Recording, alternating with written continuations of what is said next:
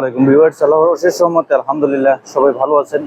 দেখেন, খুবই গুরুত্বপূর্ণ একটি বিষয় যে ক্রোশিয়ার ভিসার জন্য বর্তমানে আমরা আবেদন করব কিনা বা আবেদন করা যাবে কিনা বা কোন কোন দেশ থেকে আসলে আবেদন করার সুযোগ রয়েছে সেই হিসেবে অনেকেই কিন্তু জানতে চেয়েছেন। তো তার জন্য যে বিষয়টা আপনাকে লক্ষ্য রাখতে হবে যে বাংলাদেশ থেকে অনেকেই নক করতেছেন যে ভাই আসলে ক্রোশিয়ার জন্য বর্তমানে আবেদন করা যাবে কিনা বা কোনো সুযোগ সুবিধা আছে কিনা সেই হিসেবে যদি একটু লক্ষ্য করে দিই।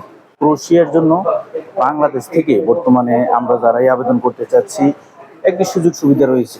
যেমন ধরেন, আপনি যদি আবেদন করতে চান তো সেই অনুসারে আপনাকে কিন্তু একটি ধৈর্য বা সময় নির্ধারণ করতে হবে।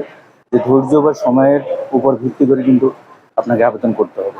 আর বাংলাদেশ থেকে সরাসরি যে ক্রোশিয়ার বিষয়টা পাবেন তাও কিন্তু না, অবশ্যই কিন্তু আপনাকে নেপাল বা ইন্ডিয়াতে যেতে হবে এবং নেপাল বা ইন্ডিয়াতে গিয়ে সেখান থেকে আবেদন করতে হবে, অ্যাপয়েন্টমেন্ট নিতে হবে। অ্যাপয়েন্টমেন্ট নিয়ে সেখানে গিয়ে আপনার যে সময়টা আপনি অতিবাহিত করবেন সেটা কিন্তু আপনাকে সেখানে উপস্থিত থাকতে হবে 2 থেকে 3 মাস পর্যন্ত বা তারও অধিক সময়। তো সেই অনুসারে আপনাকে কিন্তু সেখানে মোটামুটি আবেদন করার জন্য যে পরিস্থিতি বা আপনি যে প্রসেসিংটা করবেন সেখানে আপনাকে থাকতে হবে। দেখেন, এই যে ক্রোশিয়ার ভিসা এটা আসলে আমাদের বাংলাদেশিদের জন্য আসলে অনেক সমস্যার ব্যাপার বাংলাদেশ থেকে। তো সেই অনুসারে প্রসেসিং এর যে বিষয়টা সেটাও কিন্তু অনেক লম্বা একটি বিষয়। তো অবশ্যই কিন্তু আপনাকে এই বিষয়গুলো মাথায় রাখতে হবে। আরেকটি বিষয় হচ্ছে যে আমরা ক্রোশিয়ার ভিসা বিগত বছরগুলোতে যেটা দেখেছি, 2022 সাল বলেন, 23 সাল বলেন, 2024 রানিং যে বছরগুলো চলতেছে এখন পর্যন্ত কিন্তু আলহামদুলিল্লাহ ক্রোশিয়ার একটি ভালো সুযোগ সুবিধা রয়েছে। আপনি যদি ভালো এজেন্সি বা প্রসেসিং করে যদি আপনি আবেদন করতে পারেন তাহলে কিন্তু ভিসা হওয়ার সম্ভাবনা ভালো একটি সুযোগ সুবিধা রয়েছে। দেখেন, মিডল ইস্টের ভিতরে মালয়েশিয়া থেকে অনেকেই বলেন যে ভাই ক্রোশিয়ার ভিসা হচ্ছে কিনা বা হবে কিনা বা এটা সেটা। দেখেন, ক্রোশিয়ার জন্য আপনি মালয়েশিয়া থেকে আবেদন করতে পারবেন না, এটা আমি প্রত্যেকটা ভিডিওতে বলে রাখি। কারণ যারা এই ভিডিওটা দেখে অনেকেই দেখে না।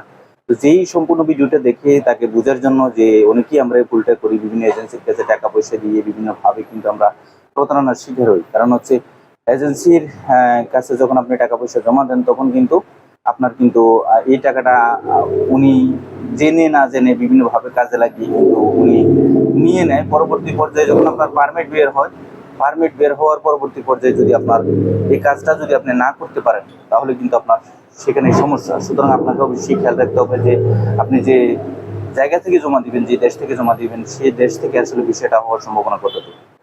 আরেকটি বিষয় বলে রাখি যে কাতার থেকে আসলে ভালো একটি সুবর্ণ সুযোগ রয়েছে। কাতার থেকে ক্রোশিয়া ভিসার যদি আমরা একটু লক্ষ্য করি যে ক্রোশিয়া ভিসার জন্য আপনি যদি প্রসেসিং করেন যে স্বল্প সময়ের ভিতরে সেটা সম্ভব।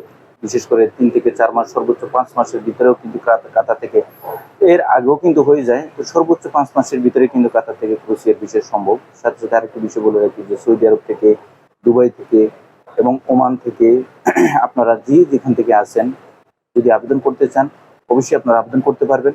ক্রোশিয়ার জন্য বর্তমানে 2024 সালেও বর্তমান সময়ে এসেও কিন্তু ভালো একটি সুবর্ণ সুযোগ রয়েছে। তো সেই অনুসারে আমি বলবো আপনারা চাইলে এই সমস্ত দেশ থেকে আবেদন করতে পারেন।